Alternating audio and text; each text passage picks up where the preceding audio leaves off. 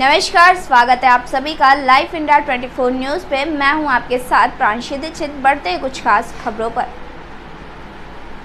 गोवर्धन क्षेत्र गिरिराज मंदिर मथुरा उत्तर प्रदेश में SPB senior secondary school Alwar Rajasthan से आए हुए बच्चों को प्रिंसिपल अशोक की अध्यक्षता में मंदिर के प्रांगण में विचार गोष्ठी का आयोजन किया, जिसमें मुख्य वक्ता वैचारिक क्रांति के कवि लेखक ऋषि पाल भदाना जिला सोनीपत हरियाणा ने अपने विचार रखते हुए कहा, राष्ट्रीय की एकता अखंडता के लिए अपने राष्ट्र के महापुरुषों एवं शहीदों के आदर्शों पर चलकर हमें एक होकर एक दूसरे का सहयोग से हमें अपने भारत देश की उन्नति के लिए काम करना चाहिए और उपस्थित जनों को अपनी स्वरचित देशभक्ति कविता के माध्यम भारतीय संस्कृति से रूबरू करवाया, वह उसे बचाने की अपील भी की। इस अवसर पर बच्चों को राष्ट्रीय एकता अखंडता के लिए सत्य ईमानदारी से काम करने की शपथ दिलाई।